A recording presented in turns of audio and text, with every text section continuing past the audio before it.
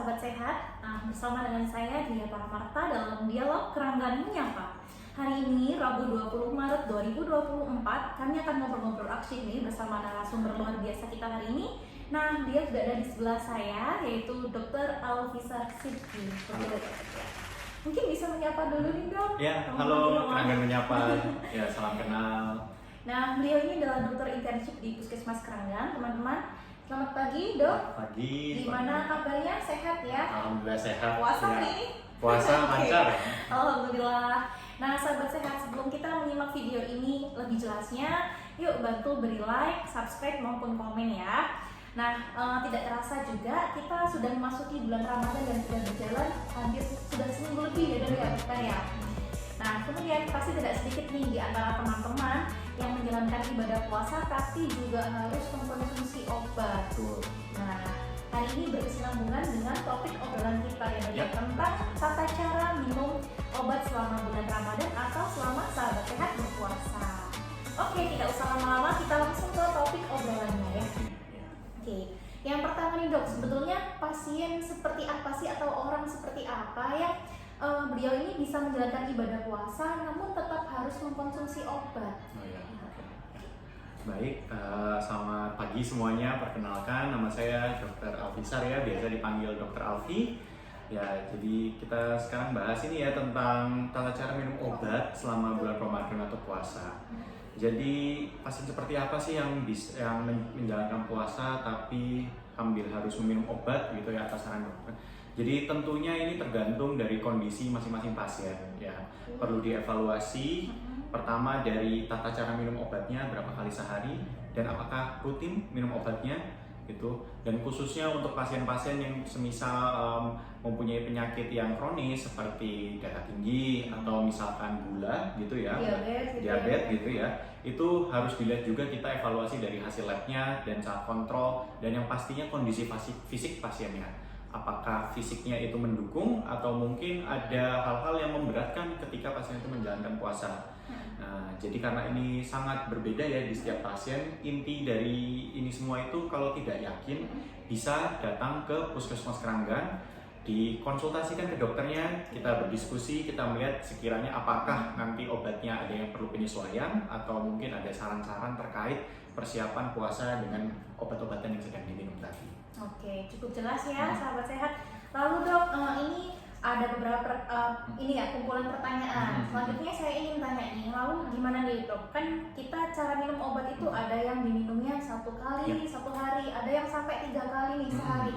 Nah itu gimana dok? Kan ada perubahan pola minum obat ya, yang biasanya kita tidak puasa, terus di bulan Ramadan kita harus tetap menjalankan ibadah puasa, tapi obatnya tetap harus diminum biar fungsi obatnya tetap juga kerja optimal. Gimana nih dok? Ya, masih berhubungan sama pertanyaan yang tadi ya, yang sebelumnya ya gitu ya, tentang kondisi seperti apa yang minum obat saat puasa itu.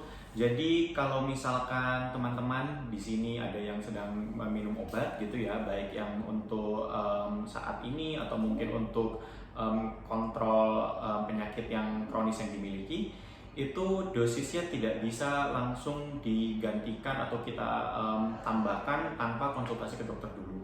Karena tentunya setiap obat itu punya fungsi dan cara dia bekerjanya masing-masing gitu. Maka dari itu semuanya harus sesuai dengan teori.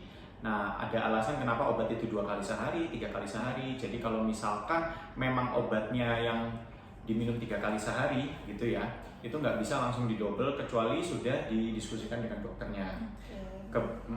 Kebetulan untuk biasanya pasien-pasien yang suka bertanya ini ya mbak ya gitu ya, biasanya itu pasien yang sedang minum obat diabetes atau misalkan darah tinggi gitu. Ya, karena kan ada beberapa obat yang diminumnya sesuai dengan waktu makan ya gitu ya. Jadi semisal 3 kali itu, jadi biasanya dibarengi dengan makan pagi, siang, sore, tapi karena puasa tidak ada makan siang. Nah itu yang dipertanyakan kan ya gitu. Jadi ini kita dari Keranggan juga ada tabel gitu ya untuk mempermudahkan teman-teman untuk sekiranya gambaran minum obat sama puasa itu bagaimana ya gitu ya. Ini contoh tabelnya, nanti bisa dilihat itunya lebih jelasnya gitu ya, bisa kita itu kan. Nah, untuk secara garis besarnya teman-teman, untuk obat-obatan sebaiknya terkhususnya obat diabetes itu sebaiknya yang diminumnya saat pagi hari itu ya digeser pada saat buka puasa. Alasannya kenapa? Untuk menghindari rasa lemas atau lemah yang berlebih saat menjalankan puasa. Karena biasanya obat itu diminumnya saat pagi hari, tapi karena obat itu efeknya itu berlanjut sampai itu keesokan harinya jika diminum pagi hari dan kita berpuasa, tidak ada makan siang, ditakutkan akan terlalu lemah atau malahan jadi ya tidak kuat puasa gitu, lemas gitu ya. Nah, jadi itu secara garis besar seperti itu. Nah, untuk kepastiannya seperti apa? Bisa datang ke puskesmas, dikonsultasikan, ya, didiskusikan dulu saja gitu sama dokternya. Berarti gini ya dok ya, kalau untuk penggunaan obat yang misalkan sebelum dan sudah makan, balik lagi nih tadi, jadi kita intinya harus konsultasi dengan dokternya. Betul. Gitu ya. Jadi lebih baik daripada sahabat sehat yang di rumah bingung, aduh ini gimana ya cara minum obatnya yang aslinya diminum sekian, jam sekian gitu ya dok. Jadi daripada bingung, mending langsung datang aja untuk konsultasi gitu. Lalu dok, misal nih ada obat yang dikonsumsinya ternyata pada waktu setelah berbuka puasa nih. Nah sedangkan pasien ini pengen menjalankan ibadah sholat tarawih. Nah bagaimana nih, misalkan ada efek kantuknya atau barangkali ada tips dari dokter? Oh iya. Jadi kalau misalkan ini obat-obat kan ya macam-macam ya, ada yang memiliki memang efek kantuk dan lain sebagainya gitu. Kalau semisal obat itu tidak harus diminum setelah makan ya gitu ya, yang tata cara minumnya cukup 2 kali sehari atau 3 kali sehari, tapi tidak harus dibarengi dengan makan, itu bisa ditunda sampai sholatnya atau ibadahnya itu selesai gitu. Namun kalau misalkan untuk obat-obatan yang sesuai dengan tata cara makan, itu sesuai dengan tata cara sebelumnya, walaupun berpuasa, walaupun jumlahnya mungkin ada yang disesuaikan, cara minumnya tetap harus sama. Kalau semisal diarahkan sebelum makan, maka harus diminum sebelum makan, dan sebaliknya jika sesudah makan harus diminum sesudah makan gitu. Tapi untuk obat-obatan yang lainnya yang tidak ada arahan khusus itu masih bisa ditunda. Jadi bisa diakali selama jumlahnya dan jaraknya itu mencukupi dari minum obat yang sebelumnya. Oke, baik dok. Lalu dok, untuk pasien yang mempunyai riwayat sakit MAH nih, ini gimana ini cara minum obatnya juga? Ya, betul sekali. Itu biasanya MAH sama puasa itu suka kan, berhubungan banget ya gitu ya. Gitu. Jadi kalau misalkan pasien dengan penyakit MAH itu, jadi ada obat-obatan yang bisa kita berikan untuk pasien penyakit MAH yang gunanya itu tidak hanya untuk menyembuhkan ketika sudah kambuh, tapi dia itu juga mencegah untuk itu kambuh. Nah, obat-obatannya itu tersedia di puskesmas gitu ya, dan bisa datang kalau misalkan memang teman-teman ada kecenderungan untuk memiliki penyakit MAH gitu ya, bisa datang untuk konsultasi, lalu kita bisa itu meresepkan obat yang sesuai dengan kebutuhannya. Jadi obat itu bisa diminum sebelum sahur dan sebelum berbuka, gunanya untuk mencegah asam lambung itu naik, seperti itu. Jadi bisa teman-teman yang penyakit MAH itu ada solusinya untuk tetap bisa puasa dengan lancar gitu ya. Nah, itu semua tergantung dengan hasil konsultasinya, obat-obatan apa yang mungkin dibutuhkan untuk mencegah penyakit MAH itu kambuh sebelum itu terjadi. Oke. Berarti dari sahabat sehat nih perlu ada ikhtiar juga ya dok ya, gimana caranya kita tetap bisa menjalankan ibadah puasa dengan lancar dan tetap sehat dong yang tentunya ya, tetap bugar juga, tetap fit. Nah caranya tadi balik lagi, tetap rajin konsultasi, datang ke puskesmas Keranggan. Lalu untuk mengobrolkan gimana nih cara mulai jeda minum obatnya, kemudian nanti akan tadi yang misalkan sahabat sehat punya riwayat sakit MAH, nanti akan diberikan resep biasanya gitu ya, untuk pengaturan menyesuaikan dari minum obat dan makan tadi gitu ya. Selain itu juga untuk teman-teman yang punya penyakit MAH gitu, ada beberapa tips yang bisa dilakukan di rumah gitu ya, jika untuk mengurangi kemungkinan kambuh dari MAH itu tersendiri. Satu, pola makannya harus diatur. Ya, dalam artian apa? Jadi teman-teman dengan penyakit MAH mungkin mempunyai keluhan yang umumnya itu cepat kenyang. Ya, atau mungkin mereka itu gampang untuk merasa sebal, penuh gitu, kembung gitu ya.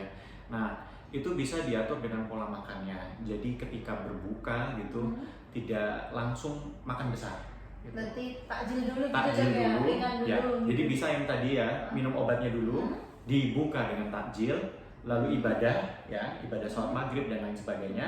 Selesai ibadah baru makan besar, gitu. seperti itu. Itu satu. Hmm. Lalu dua, ini yang biasanya membuat mah itu gampang kambuh saat puasa, yaitu tidur setelah sahur terlalu cepat. Oke, Ya. berarti yang bener nih seharusnya habis sahur kita duduk-duduk dulu gitu dok, Betul. biar makanannya turun dulu gitu Ya, ya. jadi kita nggak boleh langsung makan tidur gitu dok. betul. Jadi teman-teman yang biasanya bangunnya mungkin mepet gitu ya dengan jam itu azan gitu, azan subuh gitu ya. Ada baiknya ketika memang sudah itu ya, walaupun mepet gitu ya, setelah ibadah tidak langsung tidur gitu ya, diberikan jeda minimal setengah jam sampai 1 jam. Idealnya sebenarnya 2 jam gitu. Cuman kan terlalu lama kadang-kadang ya gitu ya. Keburu ngantuk gitu ya, ya. keburu ngantuk. Jadi kita bisa setidaknya 30 menit itu sudah lebih baik daripada langsung tidur, atau sejam itu juga lebih baik lagi. Nah, jadi itu dijarakkan supaya ada waktu makanannya turun dulu gitu. Dan kalau misalkan memang kepepet gitu ya, misalkan sudah keburu ngantuk gitu, masih ada solusinya kok. Gitu. Gimana dok? Solusinya posisi tidurnya harus benar. Nah gimana di posisi tidur yang benar? Ada posisi tidur khusus orang yang suka perutnya bermasalah ini gitu. Ada 2 opsi, monggo bisa dipilih yang mana yang nyaman. Mungkin teman-teman yang suka rebahan gitu bisa telentang.